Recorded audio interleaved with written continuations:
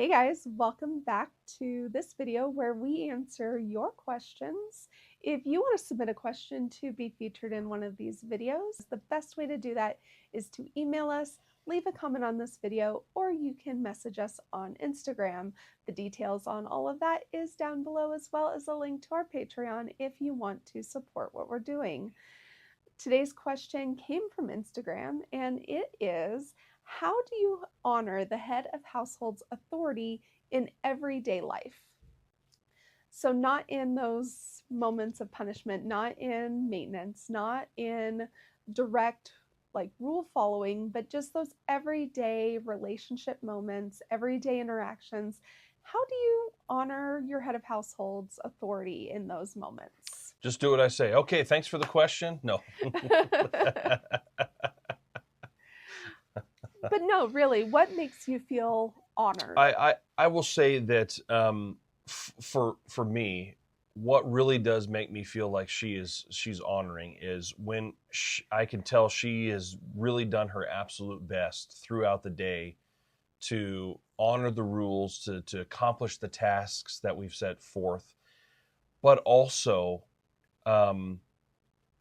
Arya does a really good job and continues to do a really good job of, when I come home, greeting me, asking me how my day was, really greeting me with kindness and a smile and hugs, sometimes kisses. And those things go a long way to making me feel respected, to make me feel like she really does care, that she's not just going through the motions, that she's doing this not only for her benefit, but because she loves me and because she loves our relationship, our marriage, and she wants it communicates an attitude of, I care enough about you and I care enough about our relationship to do these things.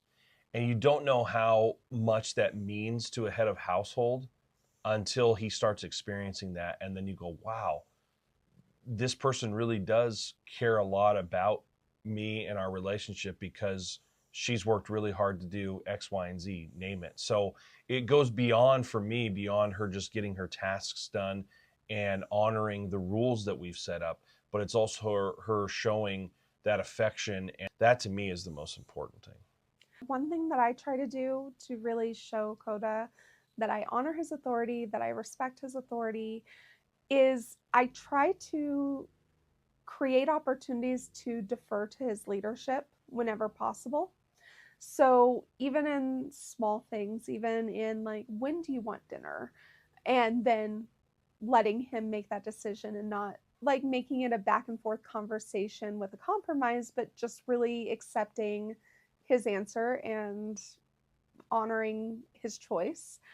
You know, when we're running errands, he gets to choose the order of where we're going and what we're doing. Of course, if I have some tasks that I need to get done, I'll let him know and he can put that in the mix. But really finding little ways to defer to his leadership. If I know that he has a preference in something, I honor that preference. Even when I'm doing his laundry, I know that he likes his shirts hung a certain way in a certain order. Who would have thought? Yeah, right. Very meticulous in that way. He's very meticulous in every way. But I know that he has a really a preferred system of how his laundry is hung in the closet. And so I really try to honor that. I really try to make sure that when I am doing a task for him, it is done to his satisfaction so that he doesn't have to come behind me and rearrange or redo things. And that's just a way that I honor him, and I try to make what I do for him to be productive so that he can appreciate it and so that he can not have to spend his time doing things that I should have already done for him.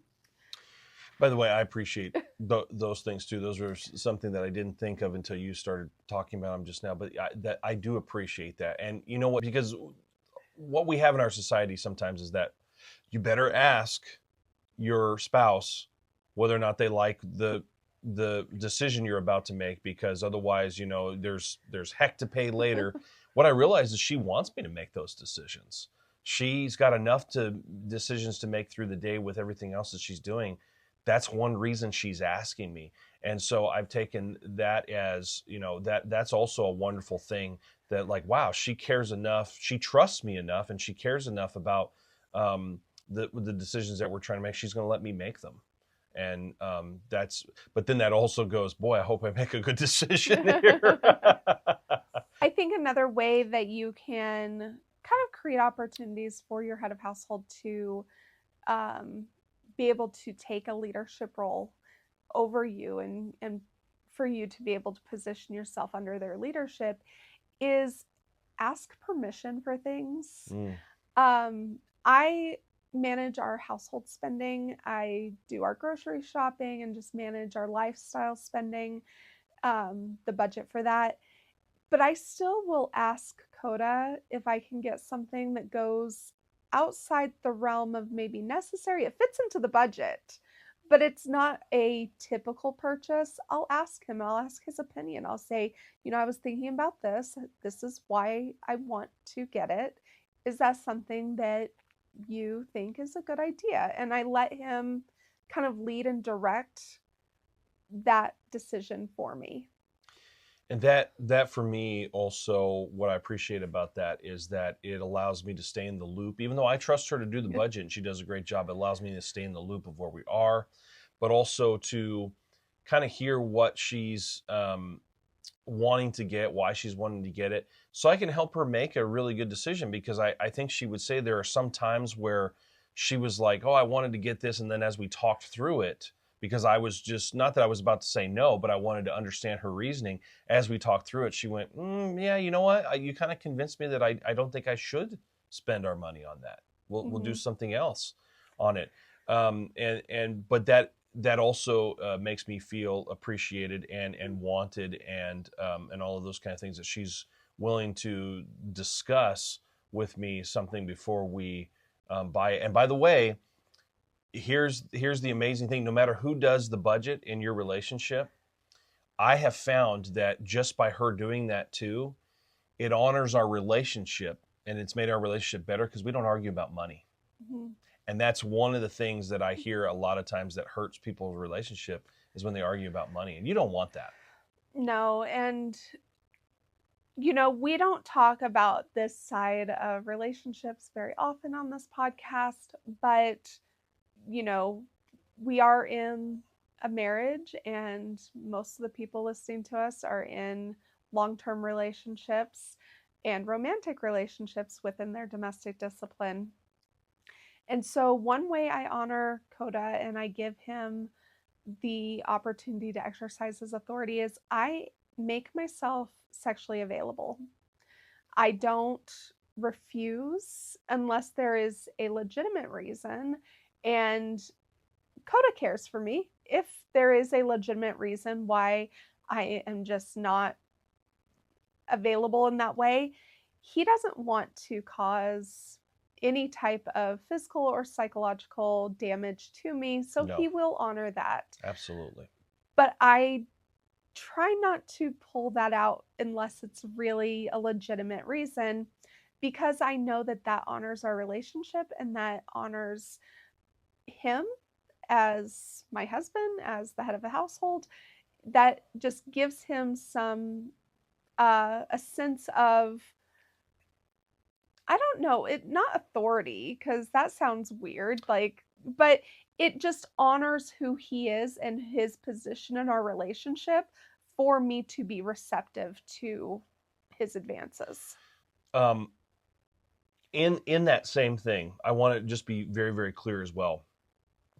We are not saying, nor are we abdicating, like there are in some relationships, where when the man demands that from his spouse, that he automatically gets to have that.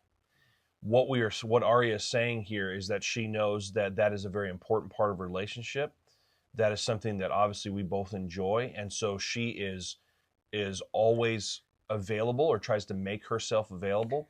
But as she just said, our relationship is not set up, nor would I abdicate that means that if for some reason she's not feeling in the mood or anything like that, that I am allowed to have that anytime that I want, regardless of her feelings.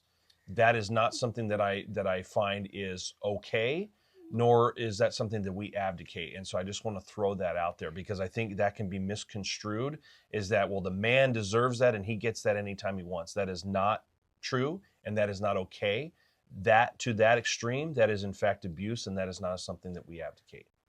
I completely agree with what Coda just said. And I think that that's why I touched on, like, a head of household has the responsibility to care and cherish and honor his taken in hand by really taking their needs and their safety into consideration, and not doing anything that would intentionally cause harm, and being neglecting their legitimate reason to not want to do that is at the very least psychologically harmful. That's right.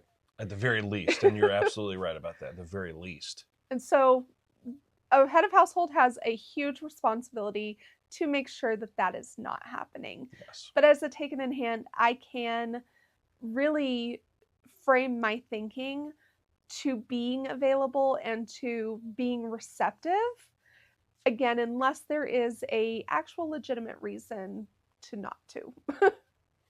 So I know we did that may be an episode all on its own, but I felt like it was important for us to talk a little bit about that, so that you understand what we're advocating, because there's a lot of misconceptions out there that that's part of a disciplined life relationship, and it is not.